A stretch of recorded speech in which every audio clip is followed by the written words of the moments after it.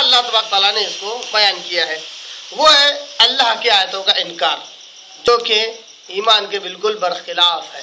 ایمان کہتے ہیں اللہ کی آیتوں کا اقرار، اور کفر کہتے ہیں اللہ کی آیتوں کا انکار۔ اب اللہ کی آیات ہے کیا؟ اللہ کی آیات کہتے ہیں اللہ کے دلائل کو۔ قرآن مجید کی آیتوں کا نازل ہونا بھی کیا ہے؟ یہ دلائل میں سے ہے۔ تو قرآن مجید کی آیتیں اس بات پر دلالت کرتی ہے کہ ہم سب کا ایک رب ہے جس نے ہمیں پیدا کیا۔ یہی آیت اللہ تبارک تعالیٰ کا ہمارے آگے صحیح تعارف کراتی ہیں، یہ دلیل ہے۔ جب ان پر ایمان لایا جائے تو اللہ تبارک تعالیٰ کی معرفت ہمیں صحیح حاصل ہوتی ہے۔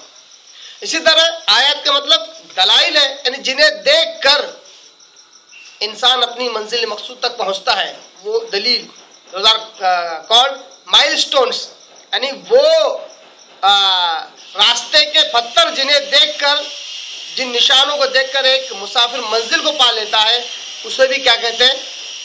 آیات یا آیت کہتے ہیں۔ تو اللہ تبارک و تعالیٰ نے ایک تو پوری کائنات میں اپنی نشانی اللہ نے پھیلا دی تاکہ انہیں دیکھ کر لوگ اس تک رسائی حاصل کرے، اس کی معرفت حاصل کرے۔ تو اہل کتاب ان کا بھی انکار کرتے تھے، گویا کہ اللہ تبارک تعالیٰ نے پوری کائنات میں اپنی وحدانیت کی آیات اور دلائل اللہ نے پھیلا دی، مگر اس کا انکار کرتے اور شرک میں ملوث ہوتے۔ دوسرا، ان کے بعد جو آسمانی کتابیں تھیں اس میں باقاعدہ یہ دلائل موجود تھے، یہ آیتیں موجود تھی کہ ایک نبی آئے گا جو خاتم الانبیاء ہوگا، سردار الانبیاء ہوگا، آخری نبی ہوگا، وہ جب آئے اس کو نشانی سے تم جب پہچانو تو اس پر ایمان لے آنا اور اس کی مدد کرنا۔ ان آیتوں کا انکار کر دیتے تھے۔ نبی کے تعلق سے ساری صفات معلوم ہونے کے بعد نبی کا انکار کیا کہ نبی بذات خود ایک بہت بڑی آیت ہے اللہ تبارک و تعالیٰ کی کہ اللہ موجود ہے۔ انبیاء کا بھیجا جانا اس بات کی دلیل ہے کہ اللہ تبارک تعالیٰ موجود ہے، کیونکہ اللہ تبارک تعالیٰ اپنے بندوں سے بڑی محبت کرنے والا ہے۔ وہ نہیں چاہے گا کہ اس کے بندے گمراہ ہو کر جہنم رسید ہوں، تو ان کی رہنمائی کے لیے اللہ تبارک تعالیٰ انبیاء کو بھیجا کرتا تھا۔ تو جو نبی آئے انہی کا انکار کر دیا، تو یہ نبی یہ خود ایک دلیل ہے، ان کا انکار کرنا یہ کفر ہے۔ تو یہود و نصارہ اہل کتاب اس کفر میں بھی مبتلا تھے، جس پر باقاعدہ لگاتار یہی آیتیں ہیں جو ہم دیکھتے آ رہے ہیں اور سنتے آ رہے ہیں کہ آخری نبی کا انہوں نے انکار کیا۔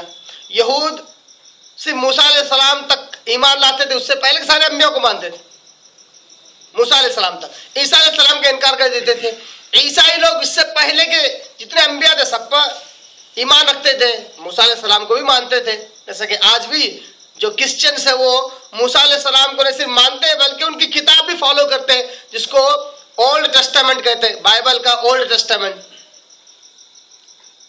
مگر مسلمان ہی وہ ہے جو جتنے انبیاء ہیں سب پر ایمان رکھتے ہیں اور سب کا جوں کا تو حق ادا کرتے ہیں، کسی بھی نبی اور رسول میں تفریق نہیں کرتے۔ تو یہ یہود و نصارہ اپنے اپنے انبیاء کا تو انہوں نے اقرار کیا، مگر بعد کے انبیاء کا انکار کیا، جبکہ بالخصوص ان کی کتابوں میں اس بات کی آیات و دلائل موجود تھی کہ میرا نبی آئے گا، اس پر ایمان لانا، اس کی معرفت حاصل کر کے اس پر ایمان لانا اور اس کی مدد کرنا۔ تو اس کا بھی انہوں نے انکار کر دیا۔ تو اللہ کہتا ہے لِمَ تَكْفُرُونَ بِآيَاتِ اللَّهِ، تم اللہ کے دلائل کا، اللہ کی آیتوں کا تم انکار کیسے کر سکتے ہو؟ وَاللَّهُ شَهِيدٌ عَلَى مَا تَفْعَلُونَ وَاللَّهُ شَهِيدٌ عَلَى مَا تَعْمَلُونَ، تو اللہ تبارک تعالیٰ گواہ ہے جو کچھ تم کر رہے ہو، یعنی کہ اللہ تبارک تعالیٰ ان کے ایک ایک عمل پر گواہ ہے کہ یہ کس طرح اپنی زبان کو توڑ مروڑ کر الفاظ کو کیا ہے اپنی جگہ سے بدل دیتے ہیں، اور آپ صلی اللہ علیہ وسلم کی جہاں صفات آتی ہے انہیں چھپا دیتے تھے۔ تو یہ جو حرکتیں ہیں، یہ جو کرتوت ہیں ان کے، اللہ تبارک تعالیٰ انہیں دیکھ رہا ہے، اس پر اللہ تعالیٰ خود گواہ ہے۔ اس کے علاوہ نبی اور نبی کے ماننے والوں کے خلاف سازشیں اور شڑینتر رچنا، چالیں چلنا، فریب کاری کے جال بچانا، یہ سارے چیزیں اللہ تبارک تعالیٰ دیکھ رہا تھا۔ مسلمانوں کا لباس، اسلام کا لباس، اسلام کا لبادہ اوڑھ کر آنا، مسلمانوں کو نقصان پہنچانا، اس سارے اعمال اللہ تبارک تعالیٰ کے آگے موجود ہے۔ اللہ کہتا ہے واللہ شہید، اللہ گواہ ہے، اللہ گواہ کافی ہے، جو کچھ تم کرتے ہو اللہ دیکھ رہا ہے۔ تو اللہ تبارک تعالیٰ نے پہلی آیت میں یہود و نصارہ کو اہل کتاب کو اس بات پر تنبیہ کی کہ دیکھو سب سے بڑی دلیل میرا نبی ہے، تم نے ان کا انکار کر دیا اور ان کے خلاف چال بازیاں چلی، تمہاری ان اعمال کا اللہ گواہ کافی ہے۔ اس کے بعد آگے اللہ کہتا ہے قل یا اہل الکتاب، اے اہل کتاب، لم تصدون عن سبیل اللہ۔ صد کے معنی روکنا، روڑے اٹکانا، ٹو پٹ سم ہرڈلس اس کو کہتے ہیں، یعنی راستے میں رکاوٹیں پیدا کرنا تاکہ ایک چلنے والا اچھے سے چل نہ سکے، دوڑنے والا اچھے سے دوڑ نہ سکے، تو اس کو کہتے ہیں روڑے اٹکانا۔ لم تصدون، تم کیوں روڑے اٹکاتے ہو، تم کیوں راستے کی رکاوٹیں پیدا کرتے ہو، عن سبیل اللہ، وہ بھی راستہ کس کا، اللہ کے راستے میں کیوں تم روڑے اٹکاتے ہو، کن لوگوں کے لیے، من آمن، جو ایمان لا رہے اللہ کی راہ میں، اللہ پر اور اللہ کی راہ پر چل رہے، ایسے ایمان والوں کے لیے تم روڑے اٹکاتے ہو، ایسے ایمان والوں کے لیے دشواریاں پیدا کرتے ہو۔